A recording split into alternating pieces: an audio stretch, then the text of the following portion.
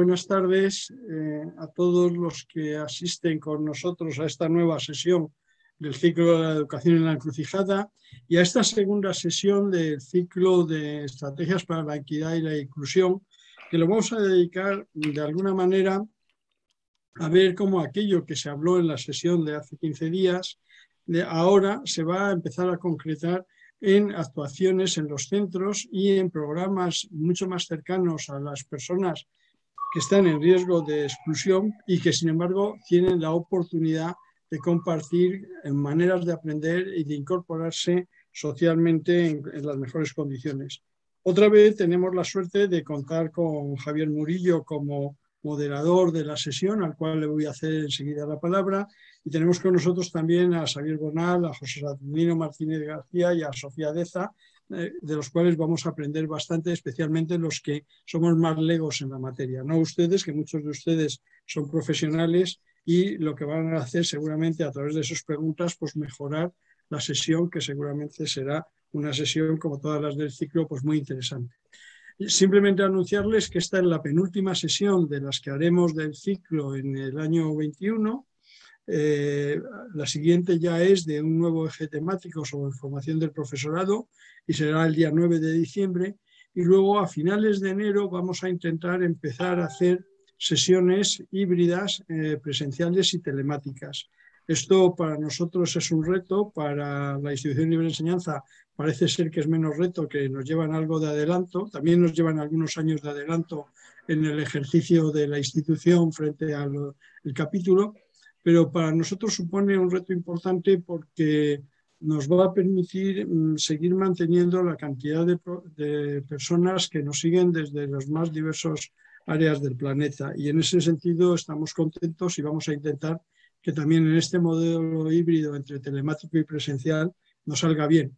Va a ser muy fácil porque vamos a seguir contando componentes tan excelentes como los de esta tarde o como los de las sesiones anteriores, y por encima de la técnica va a estar sus palabras y sus ideas, que van a mejorar mucho por las posibles deficiencias que algunos como organizadores tengamos. Y nada más, yo ya les dejo, disfruten de la sesión, pregúntenos cosas, pregúntenos y háganos sugerencias. Decirle a algunos de los que nos siguen que yo tengo pendientes contestarles a 2 sugerencias que nos han hecho. Soy consciente, pero es que uno es limitado y no da para más. O sea, en cuanto salgo de esta sesión tendré que meterme en otro lío, y entonces, pero no se preocupen que antes del puente de la Constitución creo que las podré contestar. Muchísimas gracias y disfruten de nuestros ponentes y que todos aprendamos juntos. Muchas gracias.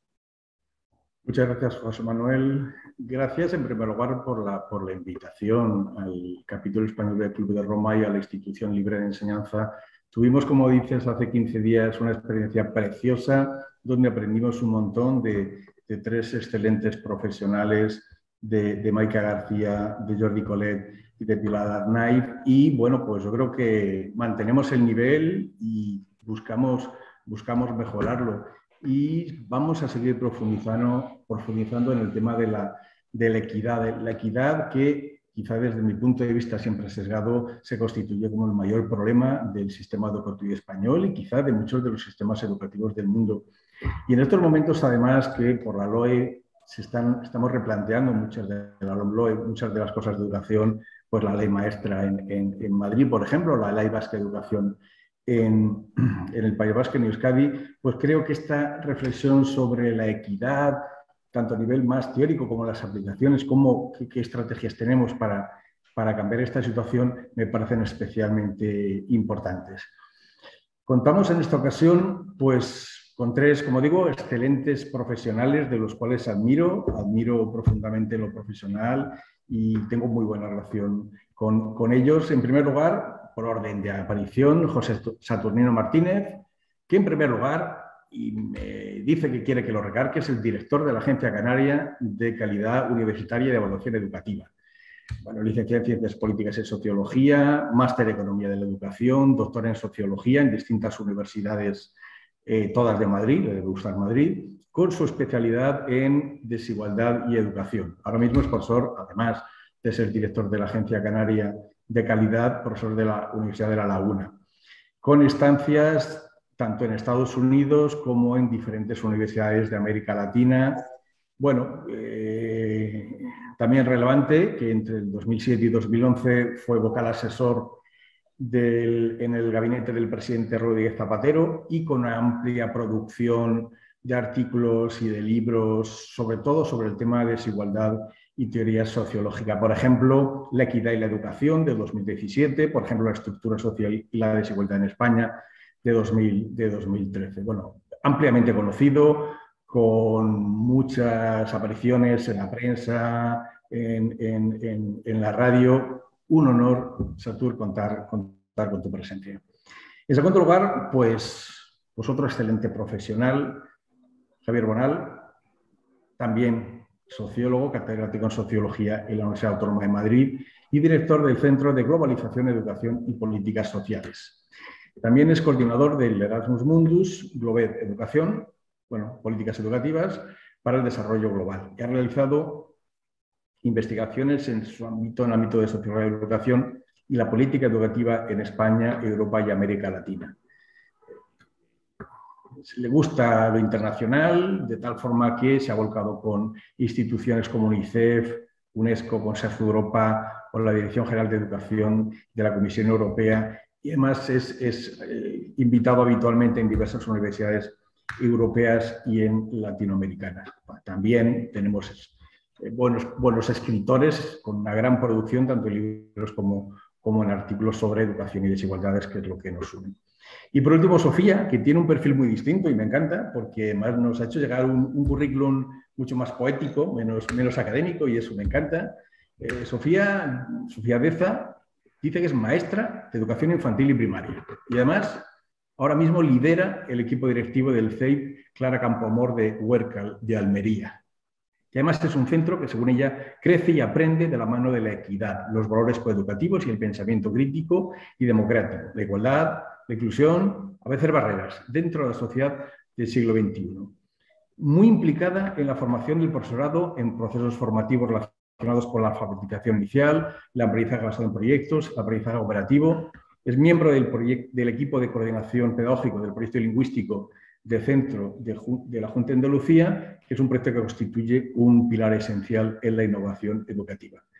Y además nos ha dejado como última frase potente: fiel siempre a la educación de todos y para todas. Me encanta, Sofía. Creo que un equipo bien complementario, bien potente, y lo único que hago es dejaros la palabra, ya sabéis, no más de 15 minutos, para que así no tenga que hacer de moderador duro y exigente, que luego me critican, y al acabar, pues abrimos el torno de preguntas y tenemos un interesante debate. Así que, Satur, cuando quieras, todo tuyo. Hola, buenas tardes. Pues muchas gracias por la invitación en un foro tan relevante como este. De lo que vengo a hablar es quizás más de la parte de cómo desde la sociología interpretamos la cuestión de la equidad y de la desigualdad de oportunidades educativas. El concepto que me mueve de equidad es un concepto muy básico. Es un concepto que dice que tenemos un sistema educativo equitativo si al mismo esfuerzo se producen los mismos resultados. Entonces, lo que vemos cuando analizamos la sociedad es que hay muchos elementos que impiden que haciendo el mismo esfuerzo tengamos ese mismo resultado. Entonces, tenemos factores que no tienen que ver para nada con las decisiones de las personas y factores que tienen que ver con las decisiones de las personas. Entonces, en sociología llamamos efectos primarios a todo eso que lleva, digamos, a la niña o al niño en la mochila el primer día que entra en el aula, que va a ser relevante para su éxito educativo, para su integración y para su inclusión en la escuela, pero que trae de casa, trae de otros sitios, ¿no? Y ahí tenemos dos dimensiones: tenemos capacidades individuales y tenemos el bagaje socioeconómico y cultural de la familia. Entonces, ese primer punto donde se empiezan a generar desigualdad de oportunidades, al ser previo a la escuela, pues a veces necesita actuaciones previas a la escuela, como puede ser, por ejemplo, que la familia tenga estabilidad económica, tenga estabilidad en el empleo, si no es difícil estudiar en condiciones. También es importante, digamos, el bagaje cultural que tiene la familia, en qué medida es un bagaje más cercano a la cultura que se enseña en la escuela o más distante. Y también tenemos lo que son, pues, esas capacidades individuales que se pueden apoyar también desde la escuela, ¿no? Entonces, desde este punto de vista, es posible hacer intervenciones de política educativa que contribuyan a mejorar la equidad. Por ejemplo, hay una medida que cada vez hay más consenso en torno a su eficacia, que es la educación infantil, porque cuanto antes empecemos a intervenir en estos factores que no son escolares, pues con más facilidad y con menos coste se interviene, ¿no? Pasa que aquí quiero añadir una reflexión que quizás es un poco más personal, más allá del consenso que hay, y es en los últimos 20 años ha habido un importante avance de la escolarización infantil en España, hasta el punto de que se ha universalizado la fase de 3 a 5 años. Sin embargo, luego no apreciamos estas mejoras ni en rendimiento educativo ni en equidad educativa, ¿no? Entonces esto nos lleva a pensar que quizás las intervenciones en educación infantil son más complejas que simplemente la escolarización universal. Quizás haya que tener más sensibilidad a la hora de atender en educación infantil esta diversidad de capacidades y de entornos socioeconómicos y culturales para que produzca esos buenos resultados, ¿no? Luego tenemos también los factores, digamos, culturales. Una forma de acercarlo al alumnado puede ser tanto a través de contenidos como a través de métodos didácticos. En la medida que se ha establecido un canon cultural, que es como lo que se debe saber, y lo que se debe saber no sabemos muy bien cómo lo sabemos porque se iba aquilatando con la historia, pero es cierto que en determinadas familias está ese nivel de cultura canónica más asentado, están más familiarizados que en otras familias, ¿no?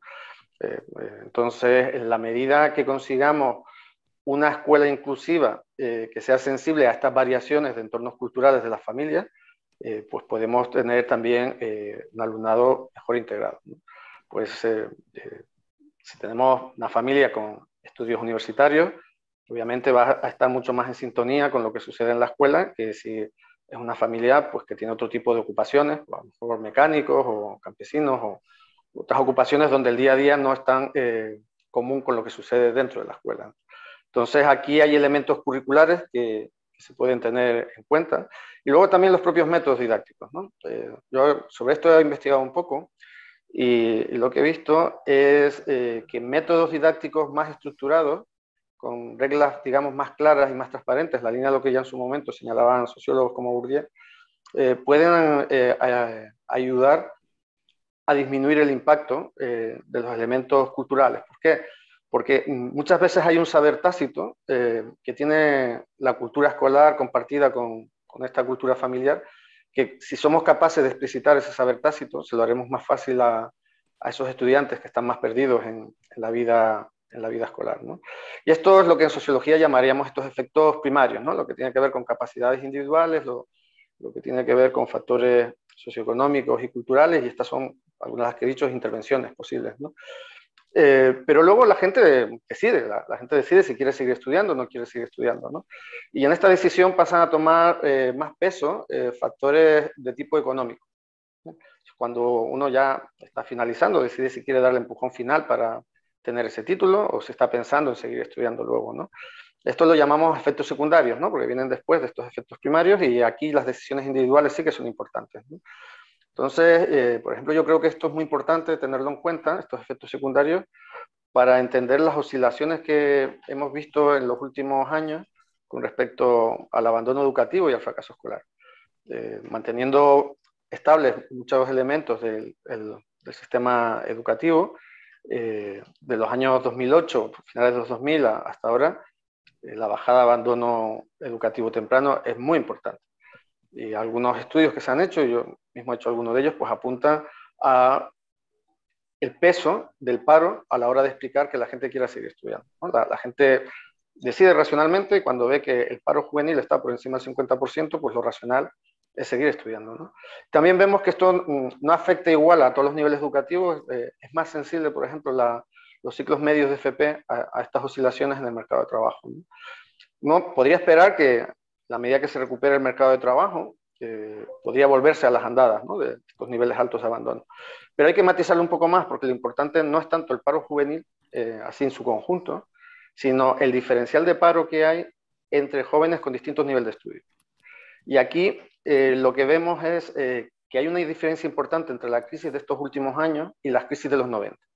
Y en la crisis de los 90 todos los jóvenes, entre comillas, digamos, iban al paro. Mientras que esta crisis está siendo, las crisis que hemos tenido la última década están siendo mucho más selectivas con respecto al nivel de estudio. En la medida que el paro afecta mucho menos a la gente que tiene estudios medios o superiores frente a la gente que ni siquiera acabó la ESO, ¿no?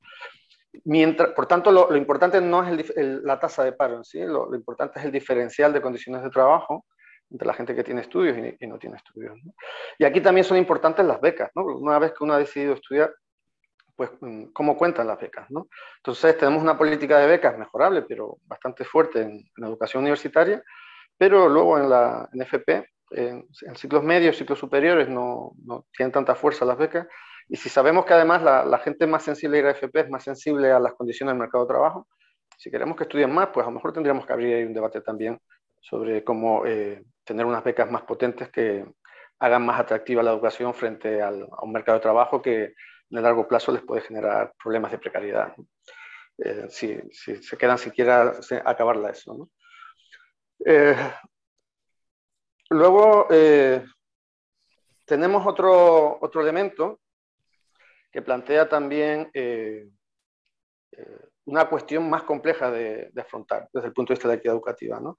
Es lo que en sociología llamamos efecto techo y efecto suelo, y esto tiene una explicación de tipo psicológico que se conoce como aversión a la pérdida. Quiere decir que las personas, los animales, creo que hasta las plantas, no valoramos igual una mejoría de condiciones que un empeoramiento. O sea, si gano 1.000 euros y me suben a 1.100, me da una gran alegría, pero a los 2 meses se me ha olvidado.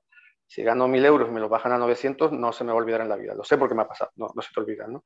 Entonces ahí tenemos que la misma cantidad de dinero no se valora igual cuando es una mejoría que cuando es un empeoramiento. Entonces somos como muy conservadores del status quo debido a este disgusto que nos da perder la situación que tenemos, ¿no? Entonces cuando hasta ahora había hablado sobre todo del papel del alumnado, ¿no? Ahora juega el papel también del alumnado, pero de las familias, ¿no? Entonces, algo bastante, yo diría, exagerando a lo mejor, pero creo que bastante natural es decir que todas las familias quieren que sus hijos y sus hijas vivan mejor que lo que han vivido sus progenitores, ¿no? O por lo menos también. Está claro que no quieren que vivan peor, ¿no? Entonces, si pensamos en la estructura social como simplemente 3 posiciones, tenemos la posición alta, la media y la baja, pues los que están abajo más no pueden bajar. O sea, si se quedan trabajando donde estaban sus familias, se quedan en la posición baja y no es un drama familiar porque están todos en el mismo espacio social, ¿no? Pero alguien de posiciones medias o altas, si desciende, eso se puede vivir como una tragedia social. Entonces, esto hace que haya estrategias de las familias de clase media y de clase alta para mantener por lo menos la posición social de una manera que no se vive igual en los sectores populares, ¿no? Entonces esto es uno de los elementos que, por ejemplo, cuando uno ve alumnado rezagado de clases altas, pues ve que en términos de rendimiento educativo puede rendir mucho mejor que incluso alumnado de capacidades medias de sectores populares, ¿no? ¿Por qué? Porque hay mucha más presión por la familia por mantenerlo en la trayectoria escolar, ¿no? Y esto añade una complicación grande a las políticas educativas, porque hasta ahora habíamos visto la posibilidad de intervenir políticas educativas que afectan disminuyendo condiciones de partida o incentivando las decisiones educativas. Pero meterse con las estrategias familiares, para que se hagan una idea, en la Unión Soviética, nosotros hablamos mucho de cuotas, allí también hablaban de cuotas, pero de cuotas para clases sociales. Entonces, si uno quería hacer ingeniería, había una cuota para hijos de campesinos o hijos de obreros, ¿no? O sea, era una política de cuotas de clase muy grande. Ni siquiera una política tan dura como esa fue capaz de acabar con las estrategias familiares, porque las familias que querían que sus hijos mantuvieran la posición, lo que hicieron fue afiliarse al Partido Comunista y manejar relaciones para que sus hijos pudieran entrar. Entonces uno ve que estos procesos de movilidad social no fueron profundamente transformados por este movimiento, por un Estado comunista, ¿no? Es decir, así de inercial son las estrategias, ¿no? Y esto es importante, por ejemplo, en España se insiste mucho en el papel de la concertada como elemento de reproducción social de las desigualdades, pero podemos ver otros países que tienen niveles de reproducción mucho más altos que nosotros en la escuela, como Francia, donde la escuela es pública en buena medida, y lo que vemos es que la reproducción social opera de diferente manera. Aquí a lo mejor opera segregando entre la red pública y la de titularidad privada, y allí funciona a través de las hipotecas. ¿Qué quiere decir esto? Que los colegios públicos buenos están en zonas donde los pisos son mucho más caros y al final no tienes que pagar el colegio de los niños, pero sí tienes que pagar una escuela mucho más cara, ¿no? Entonces, lo que quiero plantear con esto es que cuando diseñamos políticas, para frenar estos elementos de desigualdad educativa, que son las estrategias familiares, resulta que es mucho más complicado, ¿no? Por eso a mí me gusta ir en contra de una idea que es muy popular ahora mismo en España, que es la idea del ascensor social. Y dice, bueno, si estudias mucho, podrás llegar muy arriba en el ascensor, podrás llegar al piso 100. No sé si han visto la serie brasileña del 3%, que habla sobre eso, ¿no? Sobre solo ese 3% que llega arriba, ¿no? Y los otros, bueno, pues que se hubiesen esforzado más o que hubiesen sido más listos, pero si están abajo se lo van a merecer, ¿no?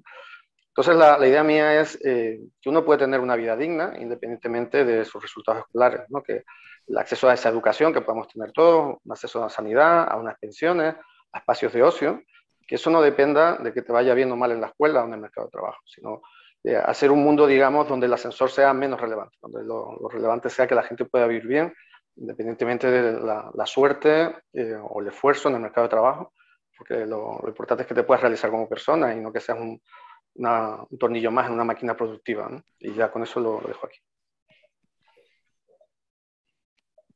Pues muchas gracias, Satur. Un marco general, que además me ha gustado esa frase que nos has dejado. Yo no sé, tan parsimoniosa, tan sencilla, no sé si es una provocación. Equidad, mismo esfuerzo, mismo resultado. Esto nos da simplemente para meditar, quizá por su parsimonia. Vamos un nivel más de concreción. Javier, te doy la palabra. Vamos aterrizando un poco más en las intervenciones para la equidad. Todo tuyo.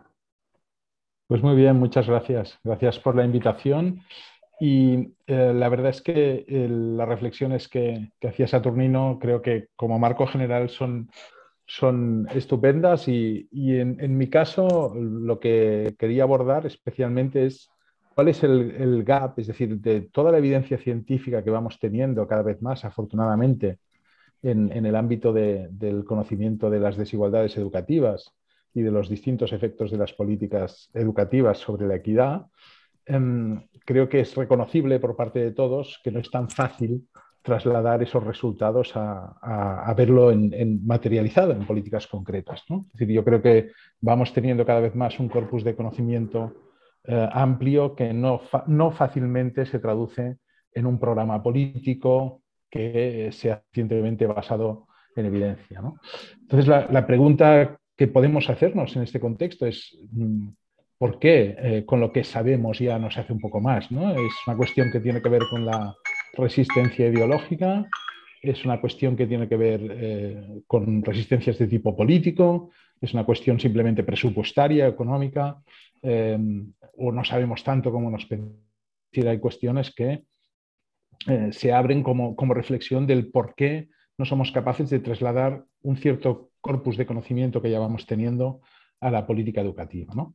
Déjenme que ponga algunos ejemplos sobre ello, ¿no? Por ejemplo, estamos sabiendo cada vez más la importancia de la educación infantil, pero al mismo tiempo conocemos las fuertes diferencias de acceso de los grupos sociales y las políticas que se están activando para conseguirlo se están mostrando con efectos bastante limitados. Quizás es una cuestión a medio y largo plazo, pero de momento los resultados no son especialmente bollantes, ¿no? Lo mismo puede ocurrir con el abandono educativo temprano, especialmente del alumnado de origen inmigrante, que sabemos que sale más golpeado por esta situación y en cambio difícilmente se revierte, o cómo corregimos determinados efectos del mercado sobre la desigualdad o la segregación escolar, o algo, por ejemplo, que tenemos sobre la mesa y que genera mucho debate, como es el tema en torno a la repetición, ¿no? Como mecanismo que estos días está en pleno debate, ¿no? De hasta qué punto es un mecanismo adecuado o eficiente para reducir para mejorar la eficacia y reducir la desigualdad, ¿no? Yo creo que cuando analizamos este gap, esta distancia, hay dos grandes razones o dos grandes campos donde podemos hacernos preguntas, ¿no? Una es los casos donde sabemos que existe la evidencia, pero esta evidencia o se ignora deliberadamente o claramente se tergiversa. Hemos visto en muchas ocasiones una cierta tergiversación de argumentos o una cierta selección de argumentos en función de ideario político.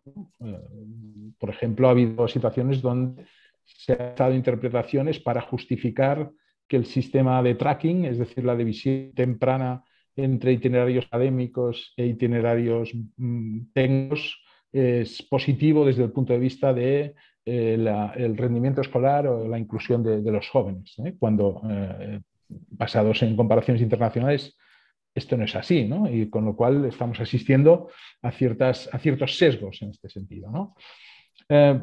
¿Por qué ocurre esto, no? Yo creo que hay diversas razones. Una es que a veces nos encontramos a intereses políticos que claramente no son de equidad, donde la equidad no es un principio rector de esa política y simplemente no se pretende. No diría que sean la mayoría de los casos, porque la equidad, digamos, es un valor bastante compartido, pero donde pueden existir otros intereses, otras prioridades que pasan por delante, ¿no?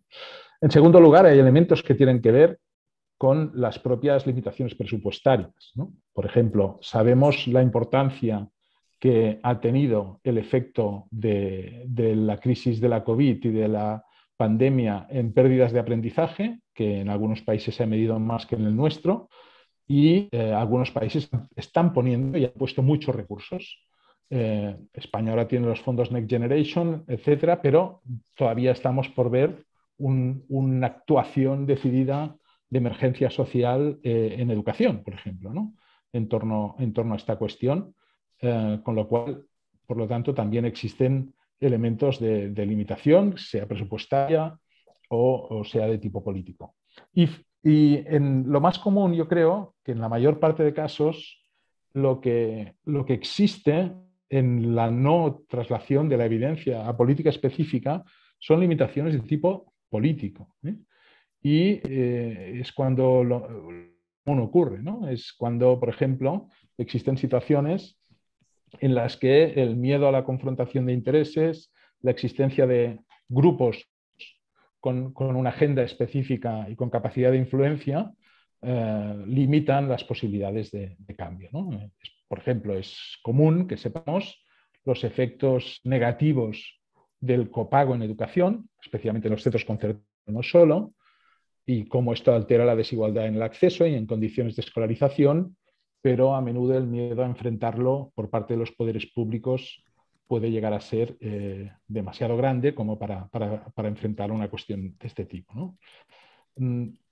Por lo tanto, estamos en un terreno donde correspondería de algún modo a la valentía de los poderes públicos, a una determinada agenda política más enfocada en la equidad, la capacidad de trasladar esa evidencia en políticas concretas, ¿no? Cuestiones como las que decía, ¿no? ¿Por qué no evitar el copago cuando sabemos que genera desigualdad? ¿Por qué no actuamos cuando estamos constatando pérdidas de aprendizaje durante la crisis de la COVID? ¿O por qué no reducimos los niveles de segregación escolar cuando sabemos los motivos, tanto desde el punto de vista de los resultados como de la desigualdad?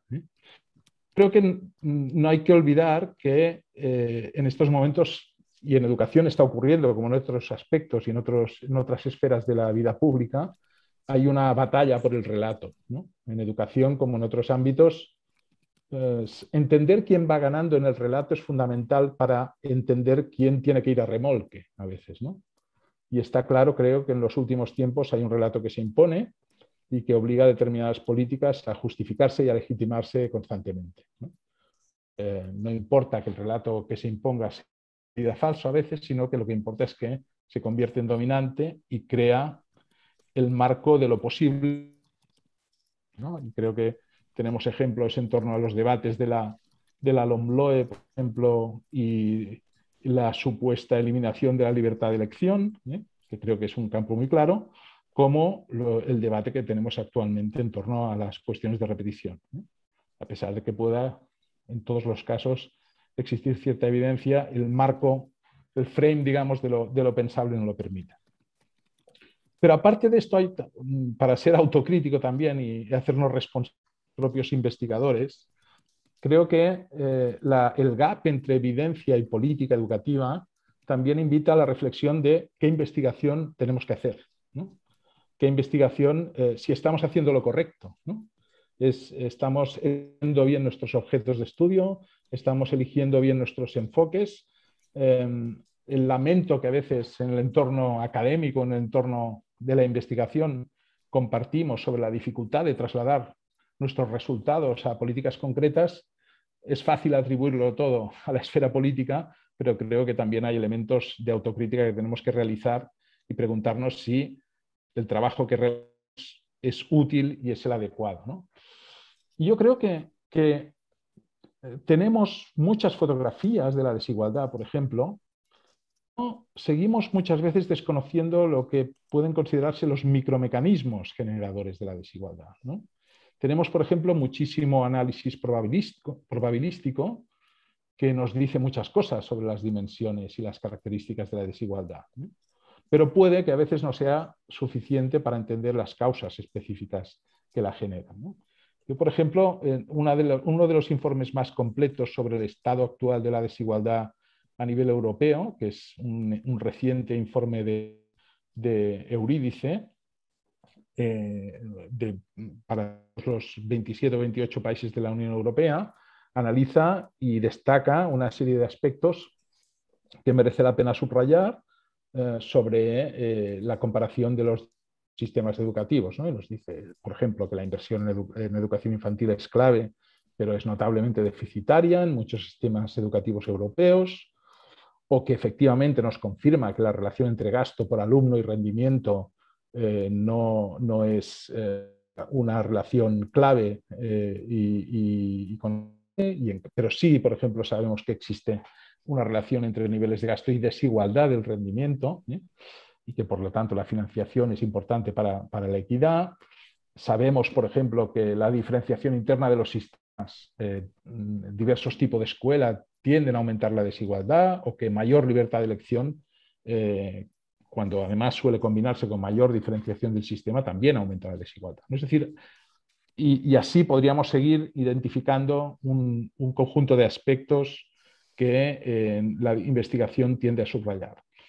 Fíjense que en estas cuestiones lo que sabemos es, uno, qué es lo que no funciona, pero no nos están diciendo qué es lo que funciona, y no sabemos muchas veces cómo combinar determinados instrumentos de educativa para hacerlos efectivos, ¿no? Yo creo que hay una cuestión que requiere un tipo de aproximación para ser capaces de responder, y especialmente en educación, donde los elementos son tan contextuales, respuestas de forma más informativas o más sólidas que puedan informar a la política, ¿no? A título de ejemplo, yo siempre me gusta poner el ejemplo de que después de prácticamente 7 u 8 ediciones de PISA, sabemos muchas cosas a nivel comparado, pero todavía estamos de que la OCDE sea capaz de identificar a través de PISA una sola variable explicativa potente de qué es lo que produce la equidad, la desigualdad, qué es lo que produce las mejoras de rendimiento. ¿Por qué? Porque hay elementos muy contextuales que son los que hay que abordar y analizar. Bajo mi punto de vista, ¿por qué no estamos consiguiendo esto? Primero, por el propio enfoque de la investigación científica. Yo creo que nos estamos moviendo a veces entre una investigación probabilística, por un lado, y una investigación etnográfica o de estudio de caso, pero donde no abordamos suficientemente la causalidad.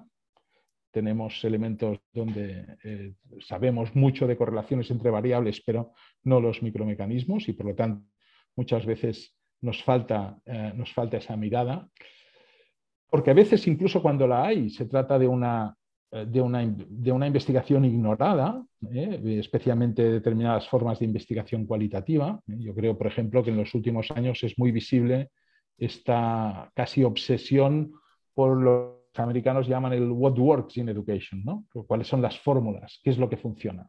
¿Funcionan las mentorías individuales? ¿Funcionan las ratios a partir de determinado nivel? ¿Funciona este tipo de pedagogía y no esta otra? Este tipo de aproximaciones con mucha pretensión universalista, no digo que no sean válidas, ni mucho menos, pero evidentemente tienen también un recorrido limitado a nivel contextual, ¿no? ¿Por qué también nos falla esto? Pues porque nos sigue faltando, creo, volumen significativo de evaluación de las políticas. Sabremos más cuanto más evaluemos los instrumentos que aplicamos. Y aquí yo creo que mucha más evaluación. Es dramático desde el punto de vista de la poca evaluación de políticas que desarrolla y, por lo tanto, del relativamente poco aprendizaje que conseguimos. Y por último, creo que otra de las limitaciones es que seguimos pensando en la política educativa desde una forma muy poco sistémica y muy sectorial. Cada vez creo, sobre todo en temas políticas de equidad y para abordar cuestiones de desigualdad, es muy necesario no solamente pensar en educación, en educabilidad, en condiciones de educabilidad.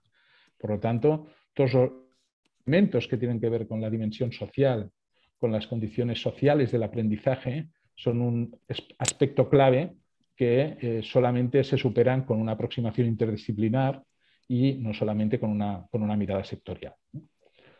Y bueno, hasta aquí mis reflexiones y encantado después si hay lugar al debate. Muchas gracias. Muchas gracias, Javier. Desde luego, tu visión de esta brecha entre la investigación y la política nos ilumina. Sabemos muchas cosas sobre equidad, pero no se ponen en marcha. Desde luego, a mí me provoca una cosa, y sin entrar en el debate, y la brecha entre la investigación y la práctica docente y la práctica del aula. ¿Y por qué está tan mal vista esta educación basada en evidencias que parece que cuando llega al aula ya está pervertida? La relación entre la investigación y la toma de decisiones, tanto política como de aula. No voy a preguntar, pero creo que nos abres esa imagen de tal forma que cómo puede la investigación ayudar a mejorar la equidad de nuestro sistema educativo. Pues Sofía, todo tuyo. Estamos deseando oír tu visión desde la escuela. Cuando quieras. Bueno, pues buenas tardes a todos y a todas, los que no están detrás de la pantalla y los que estáis aquí presencialmente a media. Mira, yo voy a hablar un poco de los pilares o de los aspectos que nosotros nos hemos puesto el foco para ir trabajando y para ir elaborando o intentando llegar a una escuela inclusiva, ¿vale? Desde la práctica, desde todo lo que ha hablado Saturnino, muy interesante y que estoy totalmente de acuerdo que hay que partir desde la evaluación y desde la educación infantil, que Xavier también lo ha nombrado, la educación infantil, y yo soy maestra de educación infantil. Y es una perspectiva, un pilar muy importante a la hora de comenzar esa etapa educativa y a la hora de verle las perspectivas que tiene toda esta inclusión. Vamos a ver, yo trabajo en una escuela que se llama Clara Campoamor. Voy a ir mezclando un poco entre mi visión como directora dentro del ámbito educativo y la práctica que yo tengo específicamente dentro de esta escuela y en mis 20 años de experiencia, ¿vale? Nuestra escuela ha tenido que ser una escuela valiente. Para ser inclusivo hay que ser valiente, porque tienes que chocarte con las percepciones idealistas también de cada una de las personas, familias, niños y niñas que tienes dentro de tu centro. Nuestra escuela tiene que ser, ha sido y está siendo transformadora porque quiere ser igualitaria y porque quiere ser equitativa. Nosotros pretendemos ser y dibujar una escuela dentro de la sociedad en la que estamos, es decir, una escuela del siglo XXI de las que vosotros estáis hablando, porque me niego a entrar a una escuela y ver un aula igual, organizada como estaba cuando yo estudié o cuando estudió mi padre o cuando estudió mi madre o cuando estudió mi abuelo. Todo evoluciona y la escuela se queda culturalmente en un mismo año o en una misma época, pasan los años y sigue la escuela así. Así que en una escuela lo que manda es el proyecto educativo, el plan de centro que se redacta y que es consensuado por todo el profesorado que trabajamos allí. Entonces nosotros desde el principio nuestro centro es un centro que se creó hace 9 años nada más. Es un centro de nueva creación con un grupo de profesorado en el que ya llevábamos puestos las gafas de la inclusión. Entonces, por un lado ha sido muy fácil porque compartíamos esta filosofía de centro y por otro lado muy difícil porque había que enfrentarse a muchos choques sociales. Porque las familias esperamos que eduquen a nuestros hijos y a nuestras hijas como a nosotros nos educaron, porque es lo que nosotros conocemos.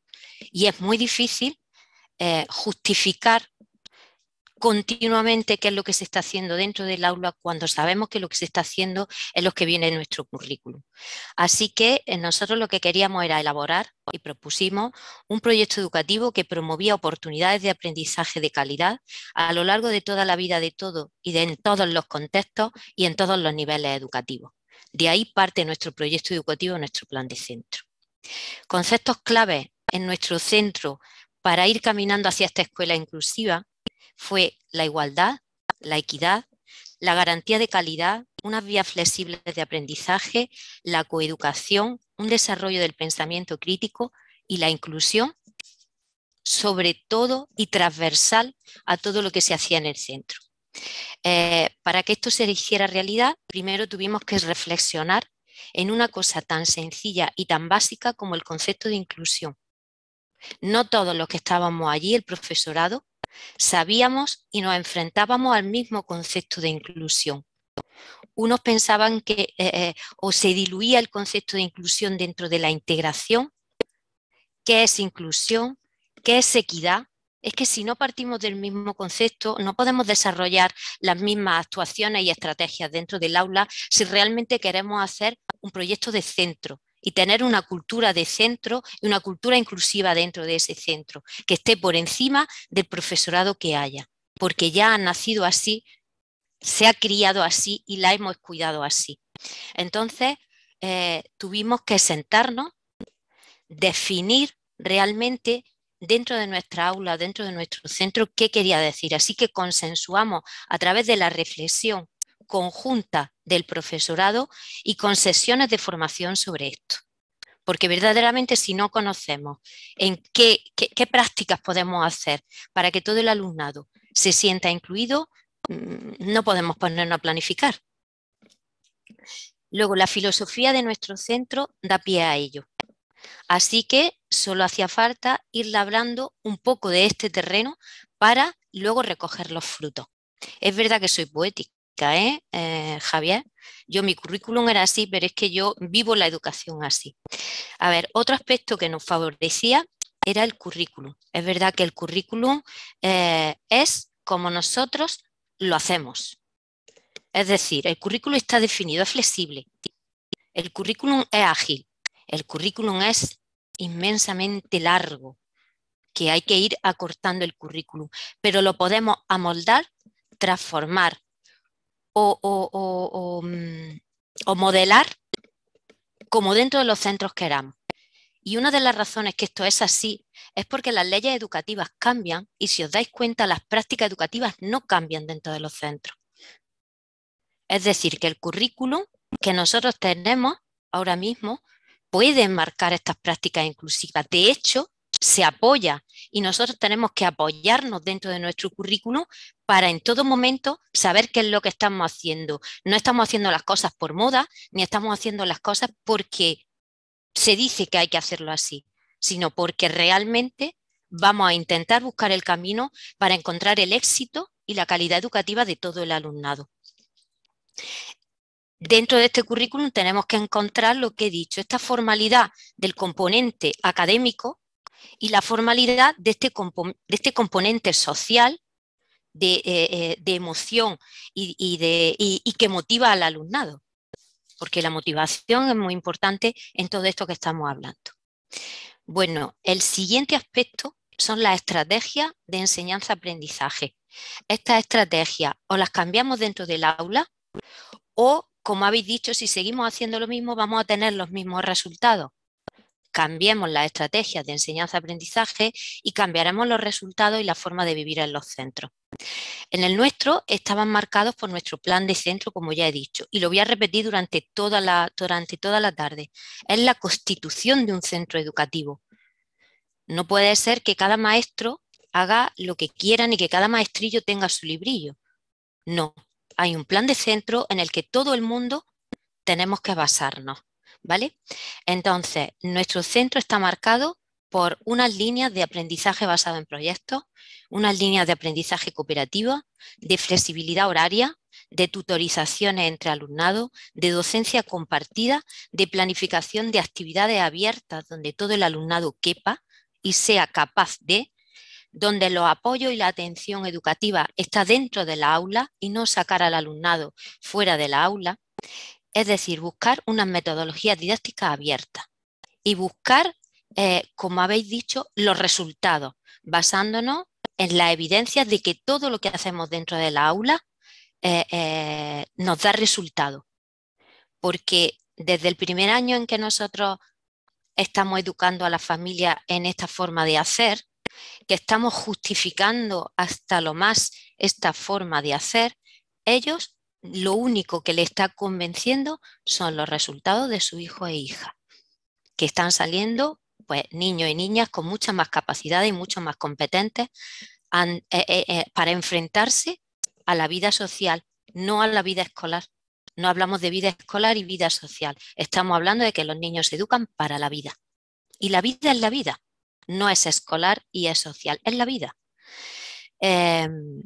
Otro aspecto que vimos esencial en esa reflexión inicial que hicimos fue que teníamos que crear una cultura de evaluación, que también se ha visto esta tarde. Esa cultura de evaluación, cuando nosotros nos enfrentamos a un aula, al principio de curso, nosotros tenemos que saber qué diversidad y qué pluralidad tenemos en el aula. Y solo podemos saberlo a través de una buena planificación de una evaluación inicial. Porque si no tiene una buena evaluación inicial del que yo parto para planificar y lo único que hago es, hago exámenes, planifico y pongo una nota para dar siempre lo mismo, comenzar haciendo el libro de texto, que ya luego hablaremos de los materiales, no me vale tampoco para nada.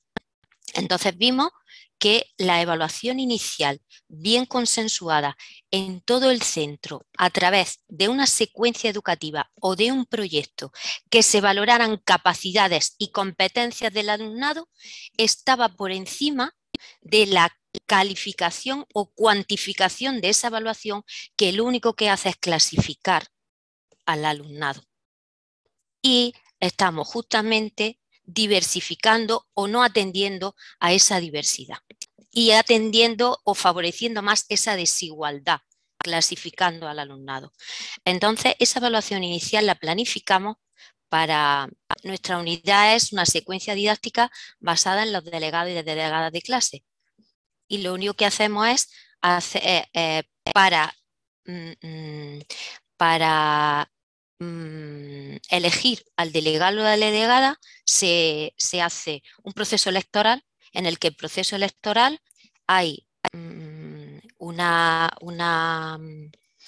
presentación de candidatura en el que el alumnado hace sus propias ponencias, en el que el alumnado tiene sus propios partidos políticos, en el que el alumnado hace unas elecciones, en el que el alumnado hace unas votaciones, y si veis ahí hay un componente matemático a la hora de las gráficas de las elecciones y las votaciones, hay un componente oral en el que se puede valorar la competencia oral del alumnado cuando están haciendo sus mítines, hay podemos valorar las competencias escritas del alumnado cuando están planificando sus programas electorales, es decir, una unidad didáctica que desde 3 años hasta sexto es la misma. Todo el alumnado es capaz de hacer eso y evaluamos esas competencias para luego partir de ellas las planificaciones. Con un fin claro y común, que es el cumplir el derecho de una educación de calidad para todos y para todas. Partiendo de este contexto, puede parecer fácil dar la respuesta a esta heterogeneidad que tenemos en la aula. Pero nos volvimos a hacer una pregunta. ¿Todos los maestros están dispuestos realmente, después de saber cuál es el concepto de inclusión, a llevar a cabo esa inclusión? Porque mucho escucho, Sofía, sí, la inclusión está muy bien, pero vamos a ver, cuando haya que incluir a este alumnado, mejor en la clase del de al lado. Vamos a ver, tenemos que ser consecuentes de lo que reflexionamos y de lo que hacemos.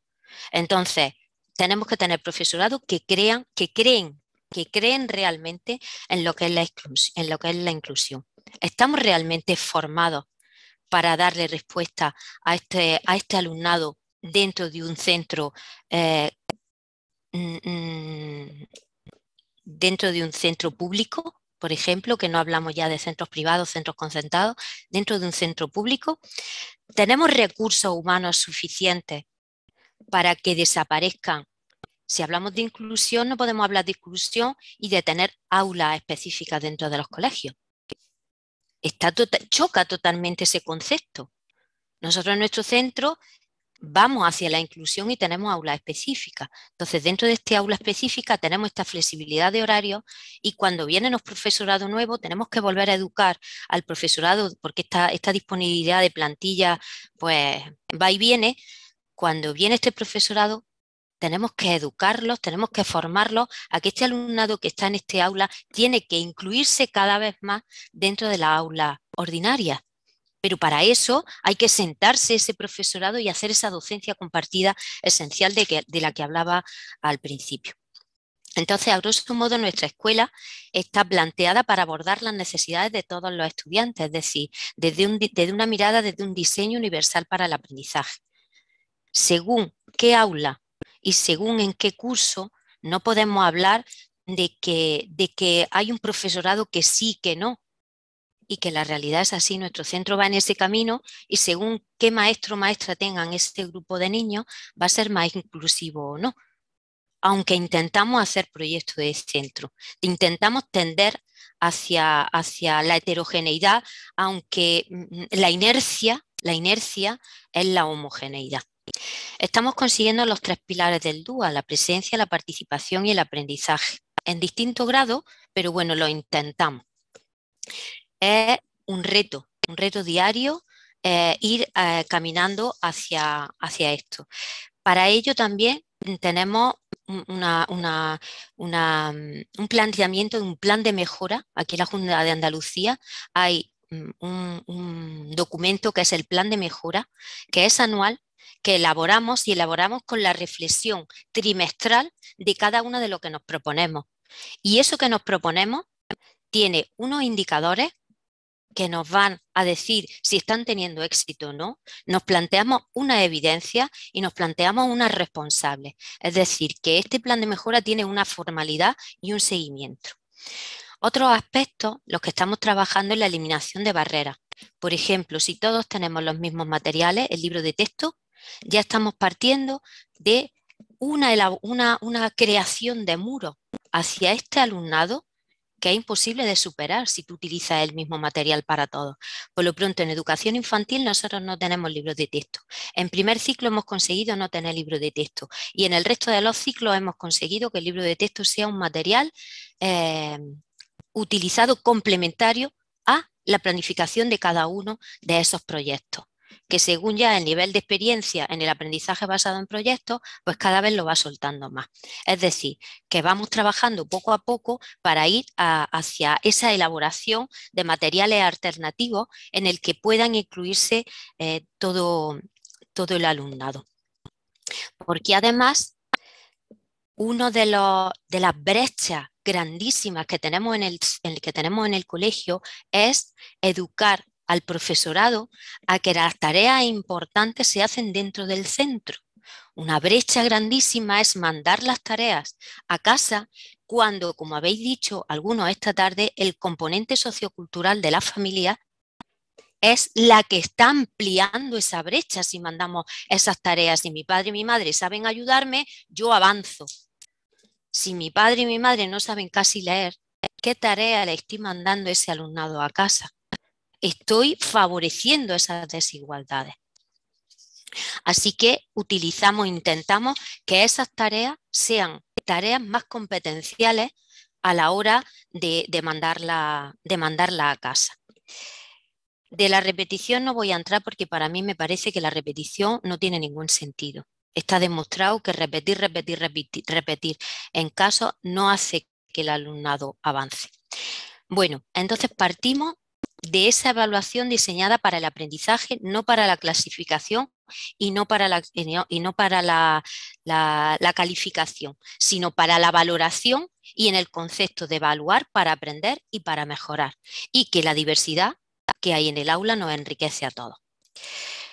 Y luego el último concepto y pilar de nuestro centro es que para evitar esa brecha o para evitar esa desigualdad o para intentar disminuirla,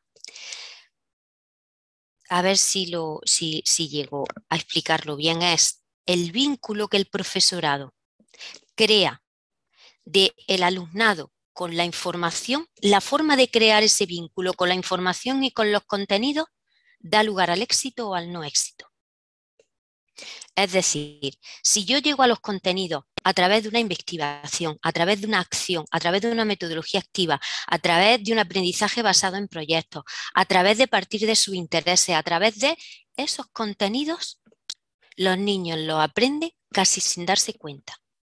Ahora, si ese vínculo con los contenidos solo lo enfocamos a la memorización, que cuidado, que no es que la forma de esas metodologías activas no tengan memorización, no. Es que los niños van construyendo ese aprendizaje y construir ese aprendizaje está inmerso también en la memorización. Pero si solo nos dedicamos a esa memorización, a ese vínculo con los contenidos de forma memorística, vamos a ampliar las desigualdades. Dentro de ese vínculo, ¿cómo hacemos o cómo enseñamos a los niños a leer y escribir? Leer un buen aprendizaje de la lectura y la escritura es transversal en nuestra vida, ya no en la escuela, ni en el vínculo con los aprendizajes, ni con los contenidos, ni con los materiales, es transversal. Un buen desarrollo del aprendizaje de la lectura y la escritura, y desde infantil no vemos que hay que enfrentarnos a estos aprendizajes y a estas habilidades básicas desde el enfoque funcional y comunicativo, del desarrollo social, de la vida a vida, de estos aprendizajes, y nos dedicamos a la A, E, I, O, U, la PA, P, Pi, Po, Pu, y que la grafomotricidad para hacer las letras muy redonditas y muy bien hechas, pero luego sin saber qué escribir es importante, ahí es donde radica. La educación infantil la están enfocando como una pre-educación primaria. No, la educación infantil tiene identidad propia, con un currículum propio. Entonces no puede ser la infantil una preparación para. Tenemos que profundizar realmente en lo que es el currículum de educación infantil. Y es muy importante que consideremos que los educandos, los niños y las niñas de infantil, si los infravaloramos porque son pequeños, infraeducamos. Esto de que los niños todo el día tienen que estar cantando, que sí, todos los días tienen que estar coloreando, que sí, los niños son personas inteligentes y los tenemos que considerar como tales, porque si no, estamos haciendo lo que estamos haciendo en las escuelas infantiles. Niños ñoños, de verdad, niños ñoños y niñas ñoñas, de princesas y de superhéroes azules y rosas. No, rompamos con todo esto, ¿vale? Y lo único que buscamos en nuestro colegio, que buscamos en esta escuela inclusiva, buscamos el evitar en el alumnado el no sé. ¿Cuántos niños y niñas nos ponemos a hacer cosas y le decimos, vamos a hacer esto? No sé. ¿Sabéis por qué dicen no sé? Pues dicen no sé porque le hemos enseñado a que él no sabe, a que él no puede, a que él no es competente, a que él no. ¿Qué le enseñamos a ese alumnado? Por favor, de verdad, no. Tenemos que tener la responsabilidad y ser profesionales de la educación para eliminar estas barreras y ser competentes. Otra cosa que buscamos, quitando este no sé en el alumnado, buscamos que todo el profesorado se sienta que es capaz y sobre todo que es responsable del aprendizaje de todo el alumnado. Ah, no, como este niño resulta que es que no puede porque es más lento, pues llamo al profesor de apoyo y que venga. No, somos los primeros responsables de todo el alumnado. Un alumnado que tiene un niño que tiene que tiene su discapacidad es un alumnado nuestro también. Tenemos que ser competentes para darle esa respuesta educativa. No es de otros, no es del especialista de PT, que también, no es de la persona de apoyo, que también. vamos a hacer equipo y vamos a ser capaces de dar respuesta responsable y formal a este alumnado. Y por último, otra cosa que buscamos es la educación de las familias en la inclusión y en la equidad. No, es que este niño resulta que como es así es que va a enlentecer el ritmo de la clase. No, la diversidad es riqueza. Así que hacer comunidad de aprendizaje e intentamos ser una escuela que aprende y que avanza en la inclusión y en la equidad. Y aquí mi exposición. No sé si me he alargado o he cumplido el... Muchas gracias, Sofía. Te has alargado muchísimo, pero como ha sido tan apasionante, no ha habido ningún problema. La verdad es que nos has dado una lección. Lo siento por haberme alargado. Nos has dado una lección de vida, nos has dado una clase práctica de cómo cambiar la escuela, cómo luchar contra las injusticias. Fíjate que de todas las cosas que has dicho, que si esto parece una clase, la importancia de la cultura, de la innovación, del proceso de aprendizaje, de enseñanza y aprendizaje, las altas expectativas, la autoestima, la implicación de las familias. Yo creo que ha sido una clase, pero fíjate, me quedo con una idea, y es la esperanza. Se puede contribuir desde la escuela a hacer una educación menos injusta, menos desigual, que contribuya de esta manera a otra sociedad. La verdad es que es la imagen viva de lo que nos decía Freire en este centenario de su nacimiento tan importante, volverlo a leer, su pedagogía del oprimido, que nos decía que sin esperanza no podemos ni empezar a hablar de educación. Y seguía, pero no vale cualquier esperanza, tiene que ser una esperanza crítica, que parta del conocimiento de la realidad y que con ese conocimiento sea capaz de transformarla.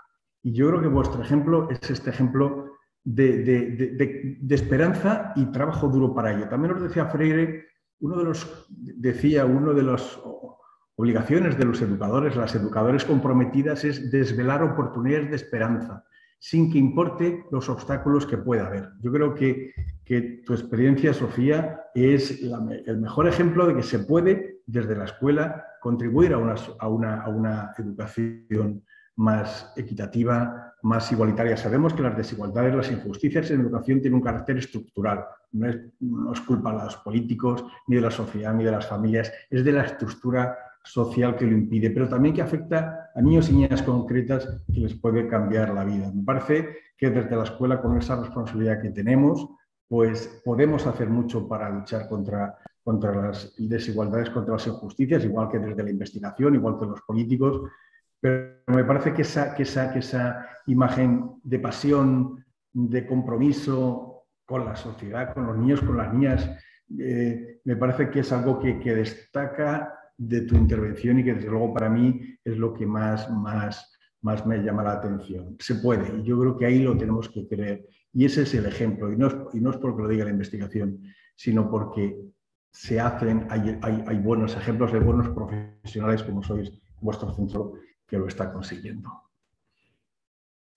Bueno, tenemos abierto el foro de preguntas y respuestas. Por ahora tenemos 3 que son más bien reflexiones. Por ejemplo, María del Carmen nos insiste en que más que hablar de equidad deberíamos hablar de derechos fundamentales, que quizás es un elemento interesante. Paz nos insiste en que no tienen que los alumnos ajustarse a la escuela. Si queremos evitar el fracaso, es la escuela que tiene que adaptarse a cada uno de los estudiantes. Y por último, Francés nos habla, pues, una visión absolutamente pragmática. ¿Cómo influye la ratio a la hora de enfocar la inclusión y la equidad? Venga, Sofía, todo tuyo. Hay investigaciones que dicen que la ratio no influye a la hora de esa calidad educativa, que lo que realmente influye es la calidad y la profesionalidad del maestro o la maestra. Es verdad que si encima se junta la calidad del maestro y la maestra con una ratio menor, mucho mejor. Pero lo que está claro es que buenos maestros, da igual la ratio que tengan. Yo tengo maestros y maestras que todos los años dicen qué suerte tengo, que siempre me tocan las clases buenas. No es así. Es que ellos los transforman en clases buenas. Entonces, en vez de buscar excusas para esta calidad educativa, busquemos formas de formarnos como buenos profesionales para dar respuesta, porque verdaderamente lo que sí influye en la calidad de esa educación es el buen profesional, más que la ratio de dentro del aula. Otra lección que nos has dejado es la importancia del aprendizaje constante. Yo siempre digo que si no estamos constantemente aprendiendo, si no hacemos un buen trabajo, ganan aquellos que no quieren que nada cambie, porque al final las desigualdades no es algo luchado y deseado por todos. Hay muchos intereses, hay grupos poderosos que quieren que haya estas desigualdades, porque al fin y al cabo así se justifica, se reproduce esta sociedad injusta. Y todos nosotros, desde la investigación, desde la política, desde la docencia, desde la universidad, no hacemos un buen trabajo, le estamos dando pie a aquellos que lo que quieren es que las cosas continúen y que haya una sociedad desigual legitimada por esta escuela. El aprendizaje que nos has dicho me parece excelente.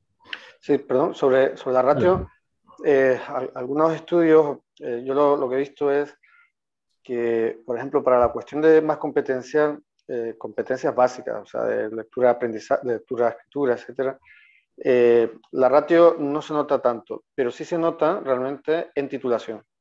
Es decir, el seguimiento más concreto que hay que dar al alumnado, no solo para que aprenda lo básico, sino para que luego adquiera ese currículum que luego le permite finalizar la ESO, ahí como que se nota un poco más, ¿no? Y luego, a veces estos debates se dan muy en abstracto y creo que conviene concretarlos mucho más. O sea, posiblemente en una FP básica pasar de 15 a 20 estudiantes hace grupo inmanejable, ¿no? Pero en un segundo de bachillerato de ciencias, pues pasar de 30 a 35 se puede gestionar.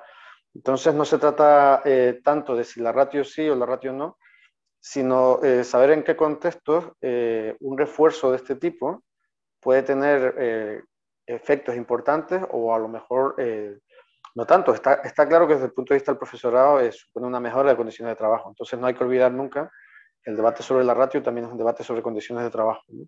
Y luego hay otra cuestión que es en qué medida las condiciones de trabajo del profesorado afectan al rendimiento de los estudiantes. Entonces conviene ir separando esas cuestiones y atenderlas con más detalle, ¿no? Javier.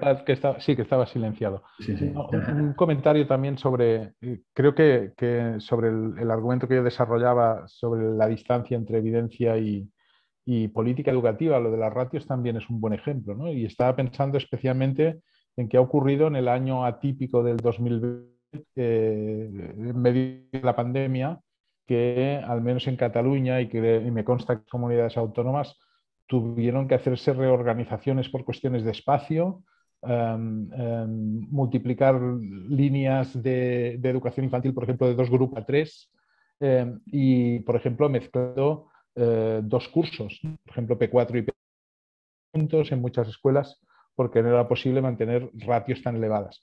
La mayor parte de evaluaciones informales que hemos recibido y el feedback que hemos recibido del profesorado es que les cambiaba bastante su experiencia docente, y ha sido valorada muy positivamente.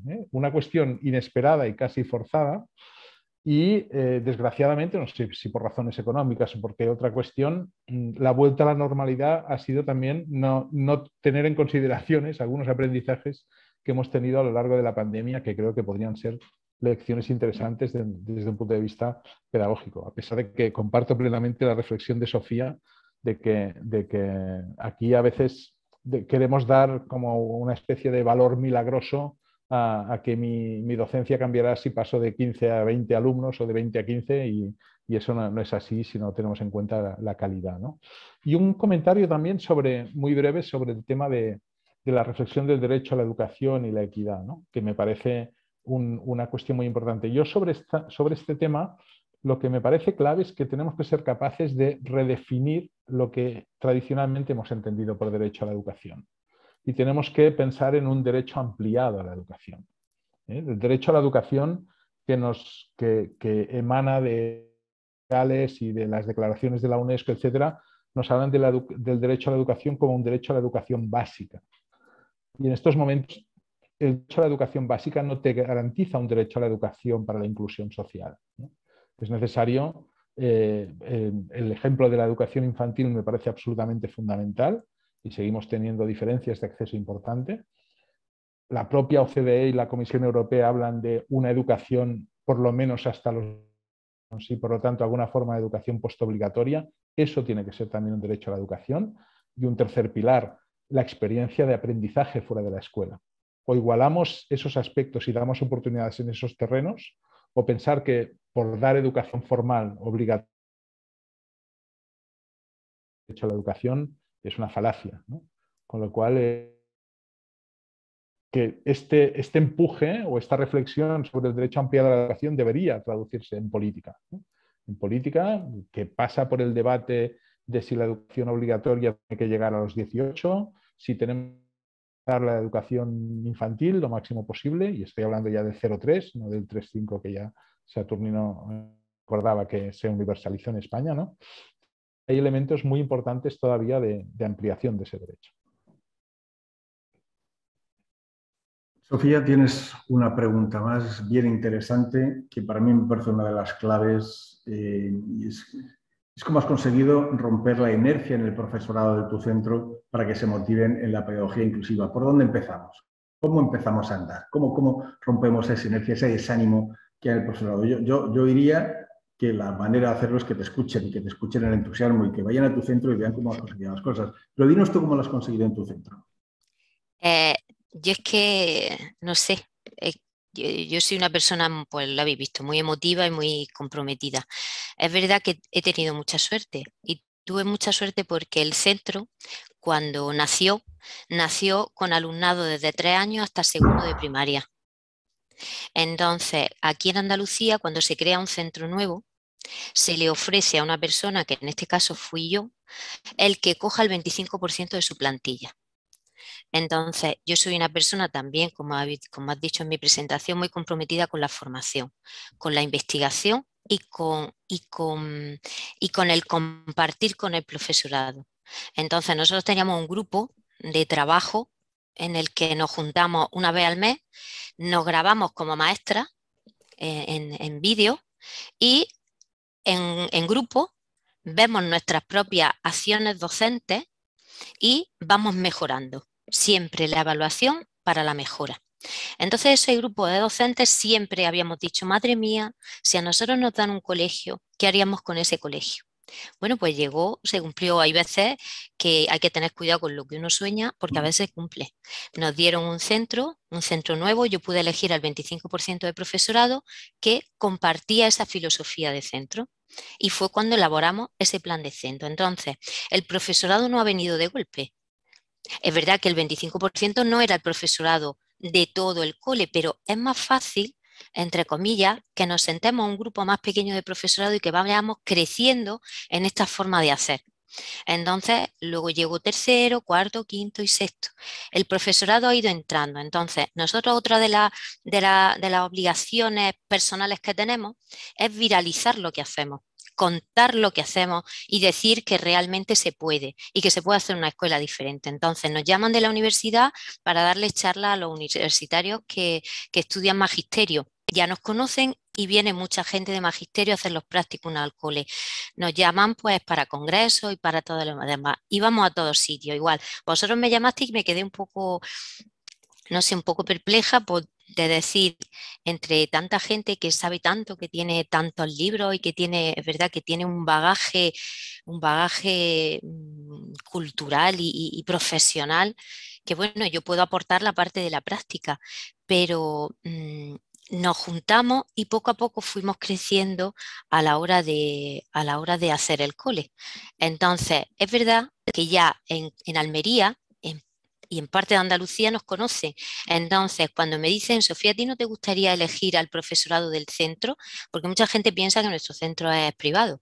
Y entonces yo digo que no. Yo no quiero elegir al profesorado, yo quiero que el profesorado que va a venir a mi centro elija este proyecto de centro. Elija esta filosofía de centro porque lo comparte, porque cuando viene vamos haciendo a la gente que viene el sentimiento de pertenecer a, el sentimiento de pertenencia hace hace que siempre hagamos mejor nuestro entorno.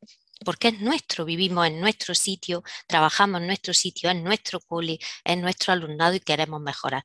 Entonces, poco a poco, la gente que ha compartido esta filosofía se ha quedado, la gente que no la ha compartido porque dice que trabajamos demasiado, pues entonces se va y luego compartimos con todo el mundo lo que nosotros hacemos, que no es ni lo ideal, ni es lo mejor, ni es lo que puede ser fantástico, no.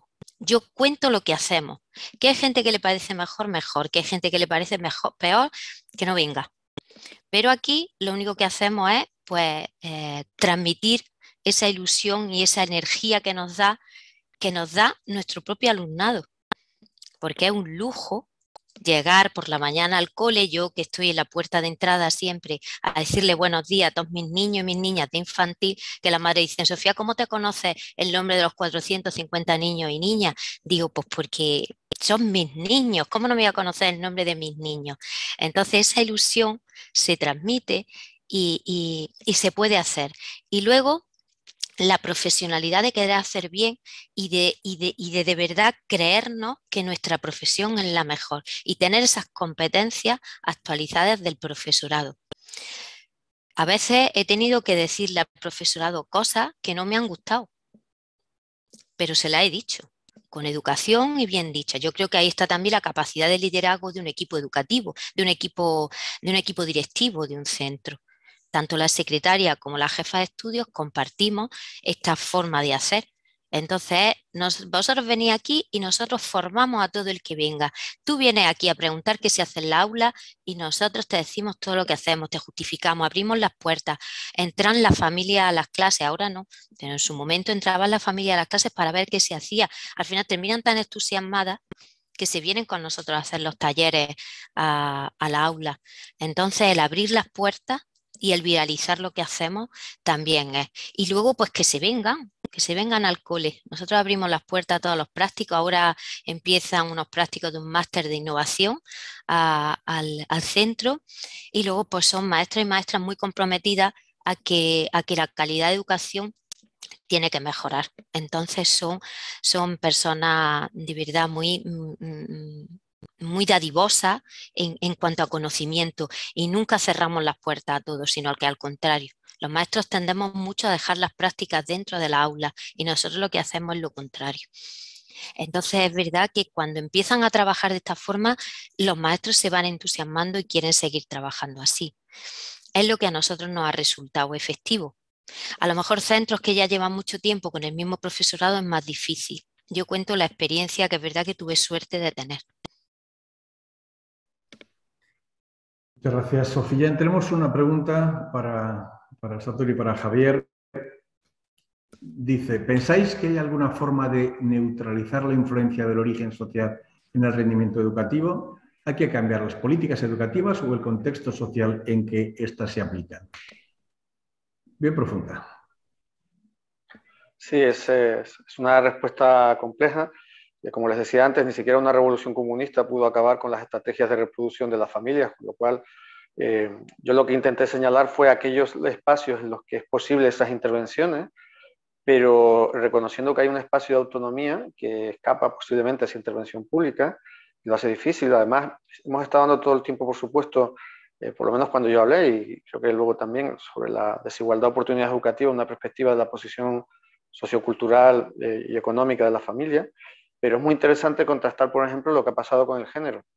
Con el género, antes de que empezasen las políticas de igualdad de género, se produjo una transformación brutal en la escuela. Todavía estábamos en la escuela franquista cuando las chicas empezaron a estudiar más que los chicos, ¿no?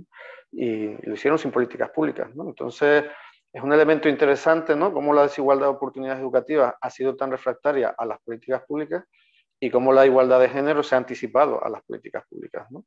Entonces, bueno, se ha anticipado, no, ahora mismo tenemos un problema de brecha inversa, es decir, ahora tenemos un problema de equidad, son las chicas que estudian más que los chicos, ¿no? Entonces tenemos ahí un debate interesante, una perspectiva tanto política como de datos, como teórica, ¿no? De cómo hay desigualdades que son tan refractarias a intervenciones públicas y desigualdades que se corrigen incluso antes de que haya intervenciones públicas. Sí, yo simplemente añadiría que que la pregunta es compleja y es la gran disyuntiva, ¿no? Entre origen social y rendimiento y hay una posición, quizás si se quiere más pesimista, es decir, bueno, hasta que no seamos capaces de cambiar el contexto social, esto no es posible, ¿no? Al menos la estadística y las series históricas invitarían a pensar en que es así, ¿no? Yo creo que hay que trabajar en las dos líneas necesariamente, no hay otra solución, ¿no?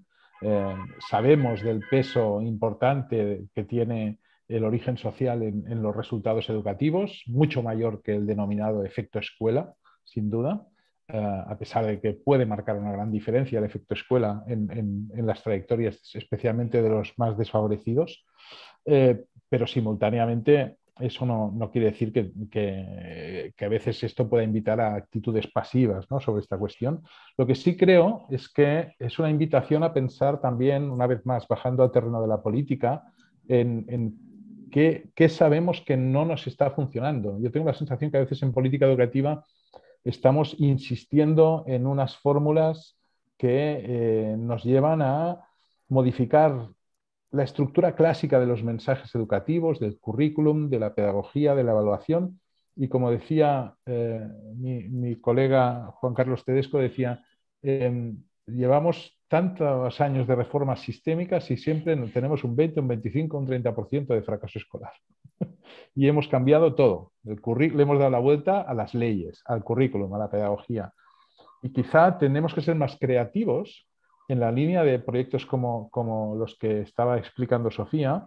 Y sobre todo, también Tedesco nos hablaba de un tema que me parece clave, ¿no?, que es cómo somos capaces desde la política ser capaces de realizar políticas de subjetividad, ¿no? Es decir, políticas que no sean simplemente estándares para todo el mundo, porque no todo el mundo es igual, ¿no? Y entonces, si no somos capaces de adaptar esas políticas a circunstancias personales, que son las que acaban decidiendo, como os decía Saturn, ¿no?, que los efectos primarios o secundarios acaban teniendo un efecto decisivo, poco recorrido podemos conseguir. Tenemos una reflexión sobre el tema de la ratio. Ha picado el tema de la ratio.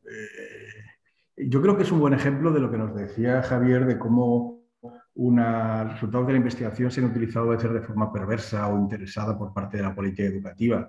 Y es verdad que la ratio no se ha visto una influencia decisiva en el aprendizaje, pero también es verdad que cuando se trabaja con grupos en situaciones de especial vulnerabilidad, la ratio es un elemento fundamental. Otra cosa es por cuestiones económicas, pues no se ha afectado. De hecho, un mecanismo claro para luchar contra las injusticias es un tratamiento diferencial a los centros, un apoyo más claro, una bajada de ratio, más profesionales, mayores recursos a aquellos centros que están en especial complejidad. Yo creo que el tema de la ratio ha picado porque siempre yo creo que es uno de los ejemplos en lo que la investigación, la supuesta investigación, ha pisado. Y tenemos muchos otros. Tenemos la investigación que dice que los recursos, las instalaciones no son importantes. Claro, sabemos que hay un piso. Cuando se baja de ese piso, claro que son importantes, pero ha habido una presión para que no sea. Hay una última pregunta que juraría que es de Felisa, que juraría que es de Madrid, porque es una pregunta muy de Madrid. ¿Qué opináis de los centros bilingües como factor de segregación? Venga, cualquiera, ya veo que os inquietáis. Bueno, Sofía, Javier. Bueno, mira, tengo un estudiante de máster que está haciendo un trabajo de tesis sobre esta cuestión precisamente, ¿no? Hasta qué punto la introducción de los centros bilingües puede haber generado un nivel de desigualdad y de polarización mayor, ¿no? Yo creo que las políticas y eso sí que lo sabemos por la investigación, ¿no?, que tienden a introducir elementos de diferenciación, de reducción de la comprensibilidad, por decirlo así, ¿no?, y de crear mecanismos de elitización de la oferta educativa, sabemos el resultado que tienen. Es un resultado de generación de desigualdad, de polarización y tengo la impresión, veremos lo que nos dicen los datos, pero que este ha sido un elemento en la Comunidad de Madrid, por ejemplo, importante para entender el proceso de segregación y de desigualdad, que ha tenido, según algunos artículos que he leído, más peso precisamente la creación de los centros bilingües que el cambio en los sistemas de zonificación y la máxima libertad de enseñanza que se introdujo en la comunidad, por ejemplo, ¿no? Que al fin y al cabo tuvo un efecto más pequeño en relación a la polarización de la demanda. La creación de mecanismos de una cierta elitización educativa, que es una política, por ejemplo, que en sus años Margaret Thatcher, por ejemplo, aplicó muchísimo en Inglaterra, ¿no? Crear plazas específicas, por ejemplo, para alumnos de clase trabajadora con buen rendimiento para que pudieran ir a escuelas privadas. Es un mecanismo que sí puede llegar a favorecer a unos pocos, pero que desde un punto de vista agregado genera mayor desigualdad. Satur, Sofía, ¿algún comentario? No, yo creo que la exposición que ha hecho Xavier es bastante acertada. Lo único algo que me llama la atención, por ejemplo, en los centros en los que está la posibilidad de bilingüe y no bilingüe, que la segregación social se genera incluso intracentro. Entonces, a veces cuando estudiamos segregación por centro, se nos puede olvidar que dentro del propio centro puede haber también mucha segregación. Solo quería añadir eso. Sí, Saturnino, yo iba a decir lo mismo. Nosotros hay centros, aquí en Huercal de Almería hay 4 centros públicos y solamente un IE. Entonces todo el alumnado de los 4 centros va al mismo IE. Hay unas líneas que son bilingües y otras que no. Y eso es un pozo sin fondo para los que casi que no pueden, el no bilingüe. Para los que más pueden, el bilingüe. Es que una forma de segregar camuflada. A nosotros nos ofrecieron, bueno, por ley puede ser bilingüe o no bilingüe, más un centro educativo que comenzaba. El bilingüismo bien implantado es fantástico. Ahora, el cómo se está haciendo, no porque si el profesorado fuera bilingüe al completo, sí.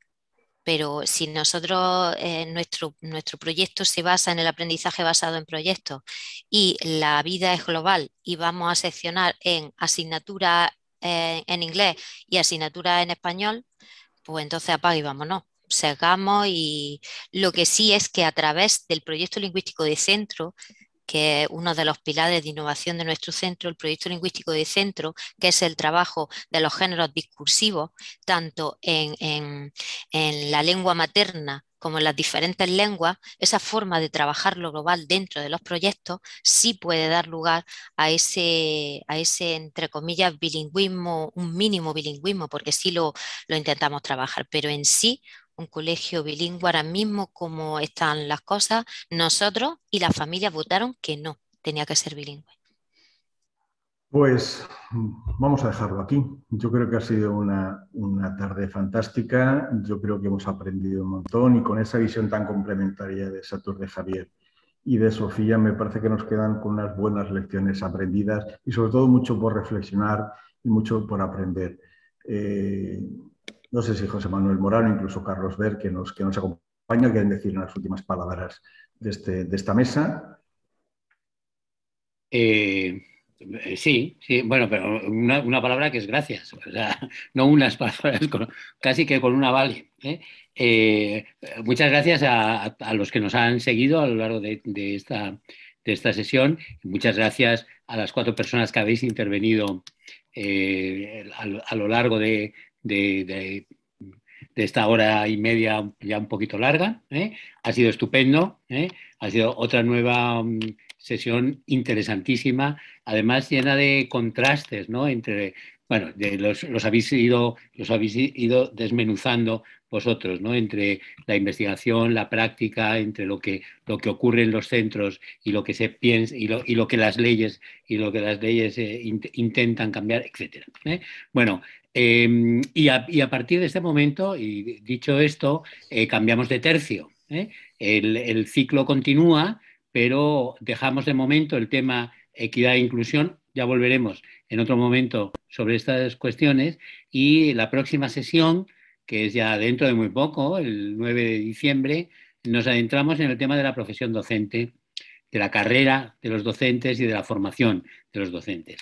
Y esta primera sesión en torno a este tema, la del 9 de diciembre, pues coordinada por Fernando Trujillo, contará con Mariano Fernández Enguita y con Carmen López de la Universidad de Granada.